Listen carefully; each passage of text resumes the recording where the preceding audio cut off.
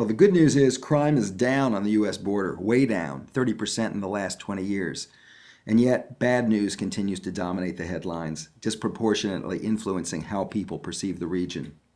When people think of the border, they're more likely to picture this than these scenes of some of the more than 3,000 people who've experienced a different side of the lower Rio Grande in the past 4 years.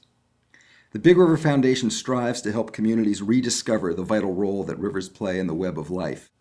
We're inspired by the experience of New York City during the late 70s when it was the nation's murder capital with an average of close to 7 killings a day.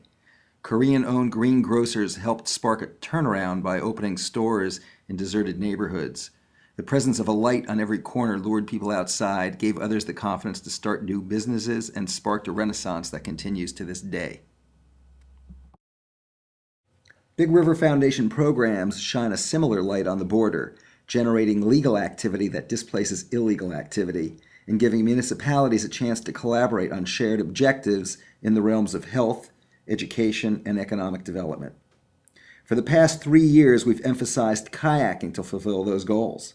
Beginning with an annual binational race that draws Olympic-caliber talent, we added quarterly community kayak races to benefit local charities, and then last summer, the first-ever caravan to Mexico's historic Grand Regatta of the Rio Nazas, in order to foster competition and create awareness and new relationships between the world of Mexican and U.S. boating. So where do we go from here? How do we continue this emerging trend of good press from national news organizations covering the border, Laredo, and Nuevo Laredo? How do we leverage our success with this relatively small market of U.S. paddlers to target the much larger population of cyclists and the even larger market of walkers and runners?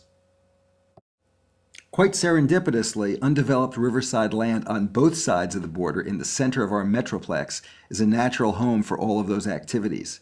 Extensive plans for recreation already exist, developed by the U.S. Army Corps of Engineers at a site called Riverbend Park, perfect for cycling, fishing, hiking, and birdwatching. The IBWC recently granted us a permit to help extend our activities to the Mexican side of the border as well. Working with Laredo High School students and the Nuevo Laredo Environmental Department, we built a raft that allows us to host delegations from both countries simultaneously in one place for binational concerts and entertainment. Back in the realm of sports, we're looking forward to meeting 7,000 runners at Edinburgh, Texas's upcoming 26th annual Fun Run, so that we can invite them back here to help start our own new tradition, a cross-countries race that should debut in concert with the organizers of the Laredo to Nuevo Laredo Fundadores race in June. Sports, entertainment, education, working with entities on both sides of the border, we're eager to see what kind of beautiful music we can all make together.